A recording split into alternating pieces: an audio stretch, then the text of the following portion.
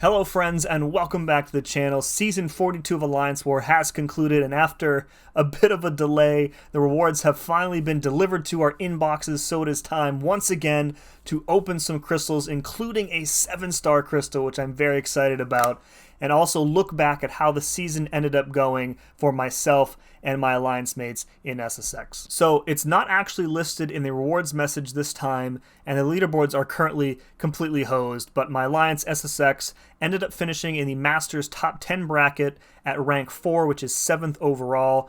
This is the third season in a row that we've made top 10, and it's the highest placement that we've had since I've joined 5 seasons ago. And speaking of 5 seasons ago, this is my 5th finish in the Masters bracket, which means once we claim this title here, that should trigger another message in my inbox with the Masterful Title in it, which I am very happy to have. So our schedule this season was once again very difficult, and it resulted in a horrific start to the season at 1-4. If you followed my war videos this season, you know all about that. I think I probably talked about it in every one of them. Though we were somehow able to bounce back. We won several key wars, and then we finished the season with a pretty lucky matchup against TCN. Most of them were banned, so it was basically a free win, and that was the win that ended up securing us top 10. So you might notice that the rewards here on screen are a bit more than they were last season when we finished top 10, and that is because every alliance was actually bumped up a bracket in rewards to compensate for a war, I think it was number 9, which was canceled, which messed up the matchmaking, it messed up the scores, it was just a huge mess. So since we finished in the top 10 bracket, these are actually the rewards for the number 3 overall spot, and boy, are they juicy. Like, just look at the amount of tier 6 basic I'm getting, tier 3 alpha in there too, 7 tier 5 basic, a whole bunch of shards, 10,000 7-star shards. We'll have a 7-star crystal to open up here, and just a whole bunch of other good stuff. So let's go ahead and claim these. Alright, so as far as the Nexus crystals are concerned, I think we're going to go with 1 Cosmic here, and then I think we're going to go with a Science. There are still a few champions here that I'm still missing in these classes. It feels weird to say that these almost don't matter because my roster is broad enough that I have I have all my utility pretty much covered, all of my damage pretty much covered. So I'm just kind of like filling out the odds and ends of my roster. So 1 Cosmic, 1 Science. Okay, so let's start with the Nexus crystals and then we'll move on to the 7-star. Let's do the Cosmic one first here. So out of here, I am looking for Odin, who I don't have, Medusa, who I also don't have, or I think like a dupe on OG Thor, which would be fun. I don't really want to put a gem into Thor, but it would be fun to have the dupe on him. So let's see what we end up getting. And we've got Venom, King Groot, and Captain Marvel. I think I'm actually going to take the Max Sig crystal here and just get an extra amount of 7-star shards. So I'm happy to pick the King. Happy to have the King at Sig 200. Imagine a 7-star King Groot, you guys. That would be good times. Alright, so out of here, I'm looking for Red Hulk, who I still don't have amazingly. Ant-Man I still don't have. And Electro I still don't have. So let's see. But Red Hulk here, 100% top option if we get him. Hey, there we go. There he is, Red Hulk, finally. Man, I've been hunting that guy for a long time. I am very happy to have him. He is very, very good for Path 9 when our typical champs are banned. Like Absorbing Man and whatnot. So happy to have him on the roster. Alright, so now we have a 7-star, and I have to admit I am pretty nervous for this one because my 7-star luck, I would say overall, has been pretty mediocre. Like, we have like a Gambit and we have a duped Hawkeye, which is fine. And we have 2 really good champs in Titania and America Chavez as well. We have Sauron, who is kind of like real hit or miss in Battlegrounds these days. So looking at the list of 7-star champs in front of me here, I really want like a good 2-way champion. So somebody like Shuri would be really good to get. I would love Overseer. I would really like Storm Pyramid X would be great. There's some other really good champs in here. Mantis would be an absolute top tier pull if we were able to get Mantis. Dragoman in there too. I don't really want to see any dupes. Like if I dupe Gambit or if I get another 26 on Hawkeye, I'm like gonna lose my mind. But that being said, if we did dupe Titania, I would be pretty damn happy about that. So let's go ahead and drop this 7-star in the spinner. Oh, so nervous. Oh, it's been a long time since crystals had any kind of like weight to them, you know, where every crystal like actually matters. And with 7 stars, it really does feel like every crystal matters. And that makes like, you know, the good pulls all the much better, and it makes the bad pulls feel so much worse. So, all right, no more delays. Let's go ahead and tap this one. Come on, somebody decent, please. 7-star dupe on Chavez. Okay, I mean, that's at least it's a good champ getting the dupe. So I really would have preferred, really would have preferred a new champion there. My 7-star roster is so tiny because I keep my last 2 pulls have been dupes. Oh, we got some Titan shards too, so that's fine. All right, let's take a look at my overall stats for the season. Again, we finished in the top 10 bracket, rank 4, which is 7th overall. 54 kills for me this season, which is down from last season, I think. I think I took like close to 60 last season, maybe. In any case, 0 deaths, which I am very proud of. This is my 3rd deathless season in Tier 1, so 3 out of my 5 seasons in SSX have been deathless.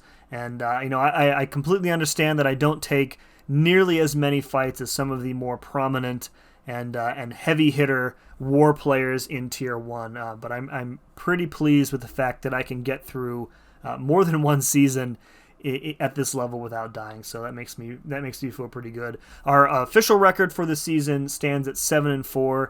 We did lose an additional war on top of that, but that was the one that didn't count, so unofficially 7-5. But as far as the wars that counted towards our eventual ranking, 7-4. Okay, as usual, here is an overview of all of the fights that I took this season. Greens are solos, of course. All of them are green. That's what we want to see. I had a really difficult time picking out a favorite fight from this season, and I ended up not being able to decide. So we'll talk about a few of them here that really stood out for me. The Rintra in War 5 that I took with Carl, I remember that being a ton of fun. I think we ended up finishing that fight with a full yellow bar. But I remember that being like a really intense, like technical-oriented fight, so that was a lot of fun. The Zemo fight in War 6 there, I was extremely nervous for. That was probably my most stressful fight from this season, in terms of like fights that I was nervous about going into them. And then the Absorber Man mini-boss in War 10. That I took with Anti-Venom. That was the one where we played it absolutely perfectly. Textbook matchup. Finished that fight with a full yellow bar too. I loved being able to show off Anti-Venom, and he is a perfect matchup for Absorbing Man on almost any node. So I'm really happy with how that fight played out. In terms of my least favorite fights from this season, I think it's probably the 2 that I was closest to dying in. So there was a Doom that I took in, where is that Doom? In War 7 against Matrix that I took with Carl, where I ended up losing my form, and I took a special 2, and I was super close to death, but I didn't panic, and I got like a quick big refine off. I was able to heal back. And then, you know, in War number 1, my first ever fight with Viv in Alliance War, I ended up making a huge mistake and trying to phase the arrow on Kate's special 1, and ended up getting hit by it and took a crap ton of cold snap damage. So fortunately, you know, I didn't die in my first ever fight with her, but I came pretty close. Okay, this is something brand new for this season's video. This is an overall view of my loyalty usage for the season. We had close to 900,000 in expenses. Still ended the season with a net gain of over 40k, so we like to see that. You know, I usually consider myself a pretty conservative war player, not just in terms of, once I'm in the fight, how I'm playing the fight, but also how I prepare for the fight. And I often think that I overboost. I'll pop an invuln boost if I think there's, any chance of me taking a very damaging hit or several during the fight. So you can see we used a bunch of those, various power boosts and whatnot. But I think, the result of that style of gameplay and preparation is that my potion usage, I think, is a lot lower when you compare it to other folks in the Alliance. And the other contributing factor there is that I think we tend to, in my battle group, assign very safe matchups. Other battle groups, other alliances, they will tend to try and finish war fights as quickly as possible, by taking a very high damage but maybe risky option. In our battle group, we tend to do the opposite. We're consistently way behind in fight time to the other two battle groups, but we also give up very few deaths.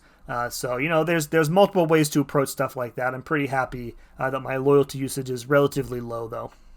And here's a look at my attackers for the season. In terms of these attackers, this is my most diverse season that I've ever had in Tier 1. And having said that, Absoruman's still taking that top spot, I think, for the second or third season in a row. A whopping 16 fights, not even close, is Omega Sentinel, and the number 2 spot was 6. Anti-Venom tied for third. We had a couple of really good fights with him this season, which I talked about earlier. It says Valkyrie up there with 3 fights, and as I'm kind of looking at this chart, I can't tell you a single fight that I did with Valkyrie this season. I feel like I have no memory of them. Agent Venom and Scorpion each had 2 fights. Scorpion is banned all the time now. I think between this season and last season, he was banned in 22 of 24 wars. So we rarely ever get to use the kill squad now, which is super unfortunate because Scorpion, again, I have him at rank 5 and he usually just sits on the bench, which kind of sucks. We also brought our first 7-star into Alliance War with Titania. She had a pair of fights this season. Toad and Viv rounding out the bottom of the 2s there. And then we had some one-offs there, Blade, Doom. We took an Atuma with Infamous Iron Man. That was a super fun fight. Magneto took that Zemo, and then Nebula coming in at the bottom there. So before we're done talking about attackers here, there is kind of one more thing I just want to, get out there, if you will. And that is that, kind of despite a deathless season, another top 10 finish, I think looking back at this season, it's probably among the most disappointing seasons of Alliance War that I've ever had. And I probably sit there thinking, like, what the hell is this guy? What's his problem? He went deathless. He finished top 10. How could he possibly be disappointed with how this season went? And I think the reason for that is this right here. So this season I had this brand new rank 5 champion. It was a champion that I fell in love with the first time I tested her out on the CCB beta. Ranked her up to rank 5. She was supposedly designed at least partially for Alliance War type health pools and fights. She was a tactic attacker this season, and she's still, even now, like relatively new, so there's not a lot of content out there for her. So from a channel standpoint, a lot of opportunity there for me to put like Viv focused war content out.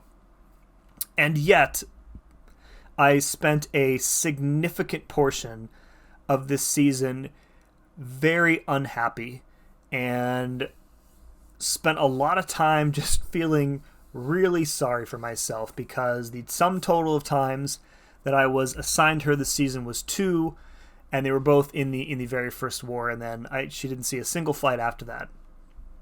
By the way, before I go on, I have talked about all of this with DLL already, so I'm not, sitting here trying to blindside him or anything, and it's definitely not something that I want to blame him or the other war planners for, because I trust him, I trust them, I trust the plans, I trust the matchups that they choose for me, and I know that they reciprocate a lot of that trust.